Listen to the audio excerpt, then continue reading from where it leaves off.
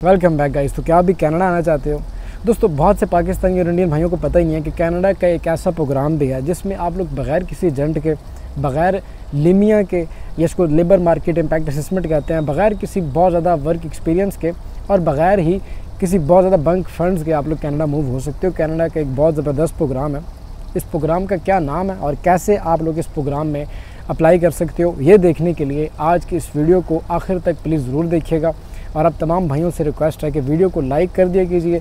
इस तरीके से आपकी सपोर्ट मिलती है और यूट्यूब आगे मज़ीद लोगों तक ये वीडियो फॉरवर्ड करता है। तो दोस्तों, कनाडा के इस प्रोग्राम का नाम है ग्लोबल टैलेंट स्ट्रीम। और ये ग्लोबल टैलेंट स्ट्रीम स्पेशली उन लोगों के लिए, उन भाइयों के लिए जो कनाडा के बड़े एक्सप्रेस ट्रिप जैसे प्रोग्राम या PNP में फुलफ़िल नहीं कर सकते, तो वो लोग ग्लोबल टैलेंट स्ट्रीम के थ्रू कनाडा मूव हो सकते हैं। ग्लोबल टैलेंट स्ट्रीम के थ्रू अगर आप कनाडा मूव होना चाहते हैं दोस्तों, तो इसका जो क्राइटेरिया, उसमें कौन कौन से डॉक्यूमेंट्स आपको लगाने पड़ेंगे और कितना टाइम लगता है इस पूरे प्रोग्राम के अंदर, ये चीज़ें जानने के लिए अब मैं आपको कुछ स्टेप्स बताऊंगा अपने कंप्यूटर की स्क्रीन पे ले जाके।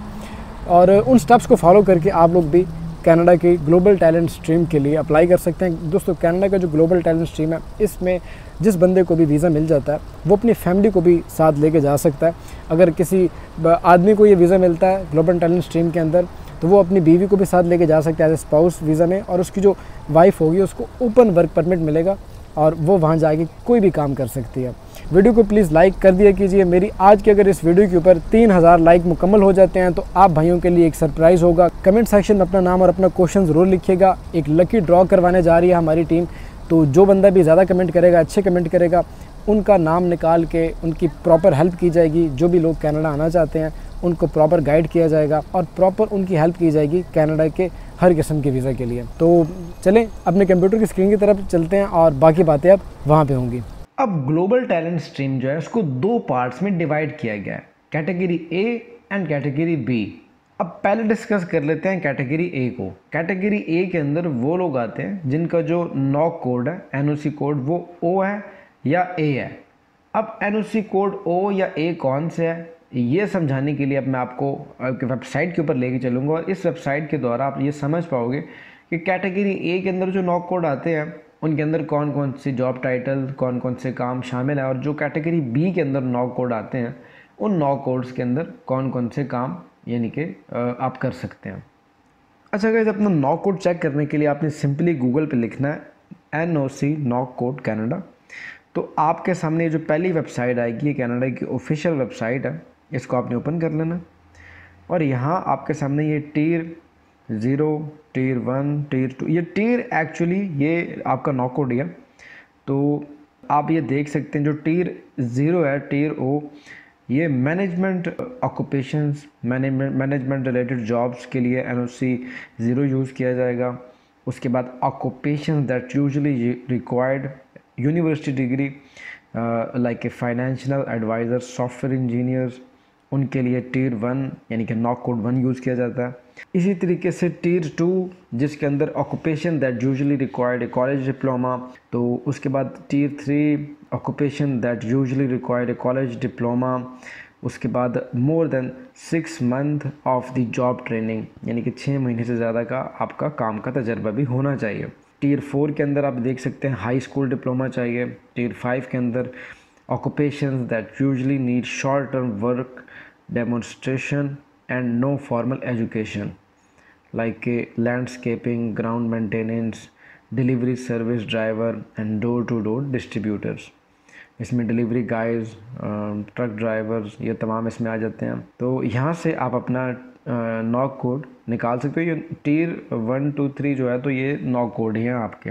कैटेगरी ए बेसिकली एक रेफरल प्रोग्राम है, तो जो कंपनी आपको हायर करेगी उससे भी एक रेफरल लगेगा। उससे ये रेफरल कैसे लगेगा, कौन देगा ये referral? Designated partners. Designated partner कौन है और इनका क्या काम होता है? अब ये डेजिग्नेटेड पार्टनर्स हैं, ये अपॉइंट किए गए हैं कैनेडियन गवर्नमेंट की जानिब से। अब ये डेजिग्नेटेड पार्टनर्स कैनेडियन गवर्नमेंट ने क्यों अपॉइंट किए हैं? एक्चुअली डेजिग्नेटेड पार्टनर्स का काम ये होता है कि जो एम्प्लॉय या जो कंपनी आपको हायर कर रही है आउट ऑफ कनाडा से, तो वो इस चीज़ को प्रूव करें कि जिस काम के लिए आपको वो हायर कर रहे हैं क्या उन पोजीशंस की एक्चुअल में रिक्वायरमेंट है, क्या वो जेन्युइन पोजीशंस हैं, इस चीज़ को प्रूव करते हैं डेजिग्नेटेड पार्टनर्स। अब गाइस ये डेजिग्नेटेड पार्टनर्स की लिस्ट चेक करने के लिए आपने सिंपली गूगल पे आगे लिखना है global talent stream Canada. Global talent stream Canada जब आप सर्च करते हैं तो आपके सामने ये वेबसाइट आती है, program requirement of the global talent stream. इस लिंक के ऊपर आप क्लिक करेंगे तो यहाँ पे आपने लास्ट पे आ जाना। यहाँ लास्ट से जो थर्ड लास्ट पॉइंट है ये वाला, ये list of designated partners for referral to category A of global talent stream, इसके ऊपर हमने क्लिक कर देना।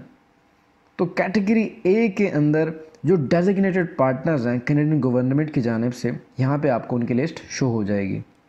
यहाँ आपको तमाम डेजिग्नेटेड पार्टनर्स की लिस्ट मिल जाएगी, इवन के जो अटलांटिक रीजन, न्यू ब्रंसविक, यानी कि कनाडा के प्रोविंस बाय प्रोविंस, हर प्रोविंस के अंदर जो उनका डेजिग्नेटेड पार्टनर है उसकी आपको यहाँ पे डिटेल मिल जाएगी। जैसे कि नोवा स्कोशिया में, प्रिंस एडवर्ड आइलैंड में, सेंट्रल कनाडा, ओंटारियो, तो हर प्रोविंस के अंदर उनको जो एक डेजिग्नेटेड पार्टनर है उसकी लिस्ट आपको यहाँ से मिल जाएगी।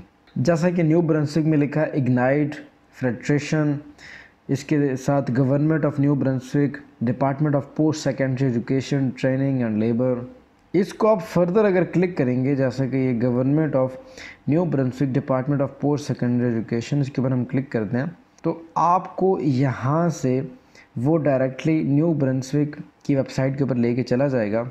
अगर आप यहाँ से इनके बारे में और जानना चाहते हैं तो आप यहाँ से क्लिक करके इनके बारे में तमाम स्टडी कर सकते हैं और न्यू ब्रंसविक प्रोविंस के हवाले से। अब एक बात का आप ध्यान रखिएगा कि आपका एम्प्लॉय आपके एप्लीकेशन को तभी प्रोसेस कर सकता है जब उसका जो डेजिग्नेटेड पार्टनर है जिससे उन्होंने रेफरल ले लिया है वो रेफरल अब डेजिग्नेटेड पार्टनर ESDC को सेंड करेगा। जब ESDC ये बात कंफर्म कर देगा कि हाँ हमारे पास वो रेफरल वाउचर आपके डेजिग्नेटेड पार्टनर की तरफ से रिसीव हो चुका है, तभी आपका जो एम्प्लॉय है वो आपके एप्लीकेशन को आगे प्रोसेस करेगा। मैं आपको दोबारा समझा देता हूँ कि आपका जो एम्प्लॉय है वो आपके एप्लीकेशन को तभी प्रोसेस करेगा जब उसका जो डेजिग्नेटेड पार्टनर है वो जिस रेफरल के थ्रू आया है वो रेफरल अब आगे ESDC को सेंड करेगा, और ESDC जब ये कंफर्म कर देगा कि हाँ आपके डेजिग्नेटेड पार्टनर की जानिब से हमें ईमेल मौसूल हो चुकी है या हमें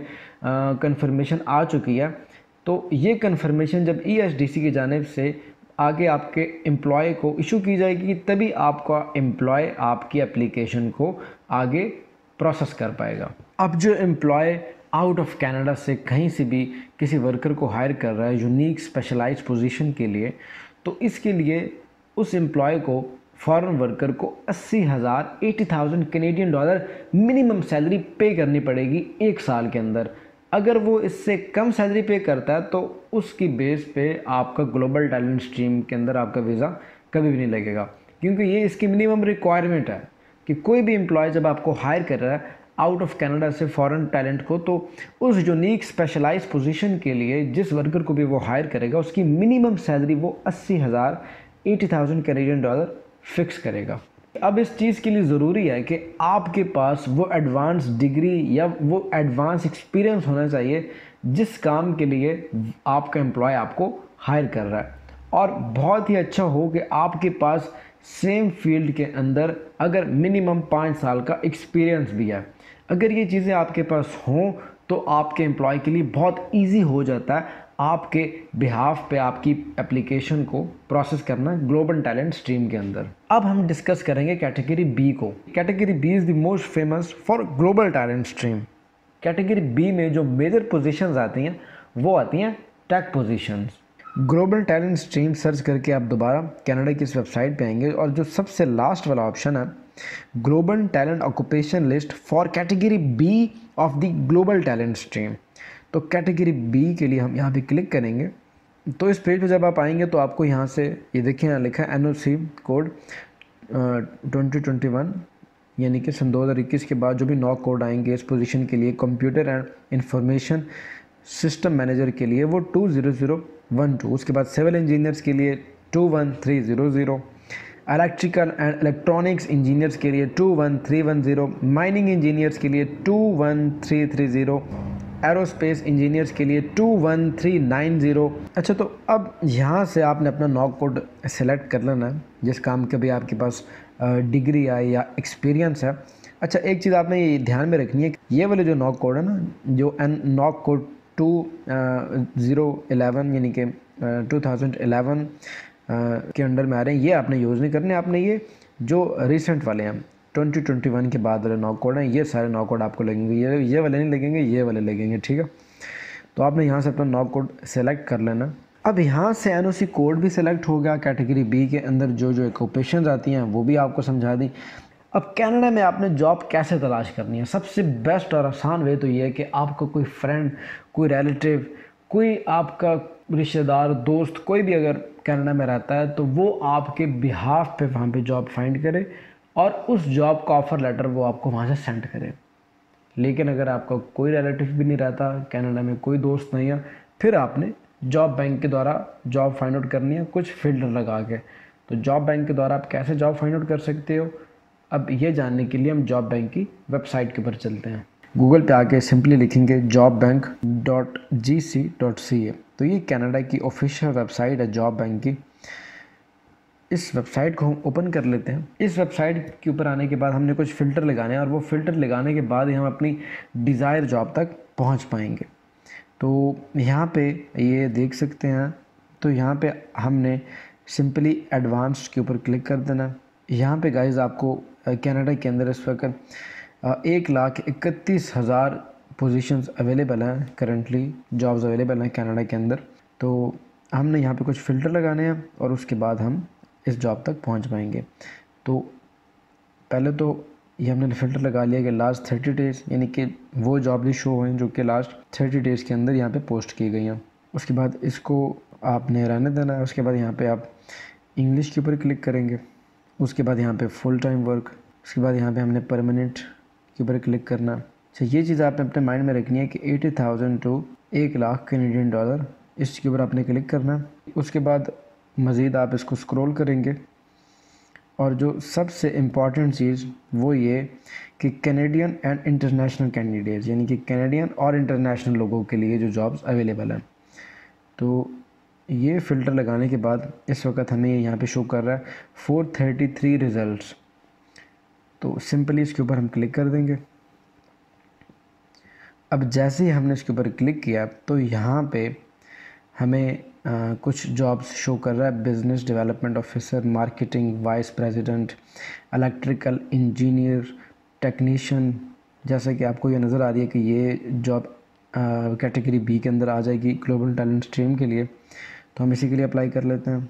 ये देख सकते हो मिनिमम जो यहाँ पे आपको आवरली वेज वो दे रहे हैं वो 41 कैनेडियन डॉलर है और this is the best salary, verified job है, बैचलर्स डिग्री रिक्वायर्ड है इसके लिए और 5 साल का मिनिमम एक्सपीरियंस आपके पास होना चाहिए।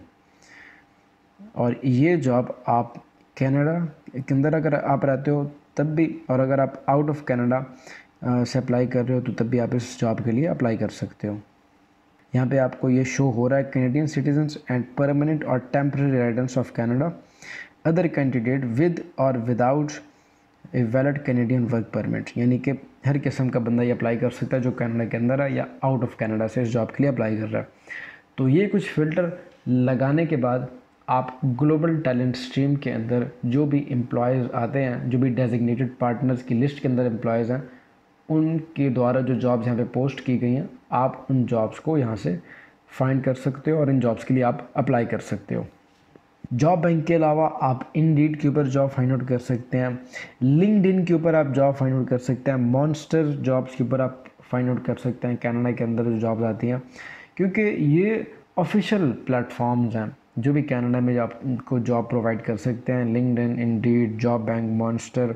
तो आपको इन तमाम वेबसाइट्स को ज़रूर विज़िट करना चाहिए अगर आप वाकई ग्लोबल टैलेंट स्ट्रीम के लिए इंटरेस्टेड हो। तो जब भी आप जॉब सर्च करें तो एक चीज़ आप अपने माइंड में रखनी है कि जो भी पोजीशंस के लिए आप अप्लाई कर रहे हैं जॉब, तो वो आपने पहले फ़िल्टर लगा लेना है कि वो पोजीशंस होनी चाहिए जिनके लिए एम्प्लॉय फॉरेन वर्कर को या फॉरेन टैलेंट को हायर कर सकता है, उसको ये अथॉरिटी है। क्योंकि ऐसी बहुत सी जॉब्स होती हैं जिसके लिए आपका ऑलरेडी कनाडा में होना ज़रूरी होता है। लेकिन आप अगर कुछ फ़िल्टर यूज़ करें, जैसा कि मैंने आपको जॉब बैंक पे फ़िल्टर लगा के बताया है कि आपने वो जॉब्स फाइंड आउट करनी है जो कैनेडियन लोग प्लस फॉरेन लोग भी अप्लाई कर सकते हैं। तो अगर आप ये फ़िल्टर नहीं लगाएंगे तो आप अपनी टारगेटेड जॉब तक कभी भी नहीं पहुंच पाओगे। तो सिंपली अगर मैं आपको कुछ स्टेप्स में समझा पाऊँ तो स्टेप 1 में आपने सिंपली एक जॉब ऑफ़र फाइंड करनी है कैनेडियन एम्प्लॉय की जानिब से। स्टेप 2 में आपने अपनी इन्फॉर्मेशन शेयर करनी है उस एम्प्लॉय के साथ, अपनी सीवी, अपने कवर लेटर्स, अपने तमाम डॉक्यूमेंट्स। उसके बाद जॉब ऑफ़र जाएगी रिव्यू के लिए, जो कि आपका एम्प्लॉय जिस भी डेजिग्नेटेड पार्टनर की तरफ से रेफरल होगा वही रेफरल डेजिग्नेटेड पार्टनर आगे ESDC को भेजेगा और ESDC के कंफर्मेशन के बाद आपका जो एम्प्लॉय है वो आपके एप्लीकेशन के ऊपर आपकी एप्लीकेशन को प्रोसेस कर पाएगा। उसके बाद आप अप्लाई करोगे वर्क परमिट के लिए और उस वर्क परमिट के ऊपर आप कनाडा मूव होके आ सकते हो अपनी फैमिली के साथ। अगर आपका कोई स्पाउस है तो आपका स्पाउस भी ओपन वर्क परमिट लेके आपके साथ सेम टाइम पे कनाडा मूव हो सकता है। और अगर आप ग्लोबल टैलेंट स्ट्रीम के अंदर कनाडा में आके 1 साल तक लगातार सेम कंपनी के साथ जिसके अंदर आप आए हो उसी के अंदर आप काम करते हो और टैक्स पे करते हो, तो 2 साल कनाडा में स्टे करने के बाद आप कनाडा की PR के लिए एलिजिबल हो जाते हो। तो गाइस ये देखा आपने कि ग्लोबल टैलेंट स्ट्रीम को आप लोग कैसे अप्लाई कर सकते हो। अगर आप पाकिस्तान से हो, इंडिया से हो, बांग्लादेश, नेपाल, जहीं से भी बिलोंग करते हो तो आप लोग ग्लोबल टैलेंट स्ट्रीम कैसे अप्लाई कर सकते हो, पूरा तरीका आपको मैंने आज की इस वीडियो में समझा दिया। उम्मीद करता हूँ कि मेरी आज की इस वीडियो से बहुत से भाइयों का भला होगा। वीडियो देखने का बहुत बहुत शुक्रिया। ज़ीशान आसिम को दीजिए इजाज़त। मिलते हैं इसी तरह की अगली वीडियो में, तब तक के लिए टेक केयर।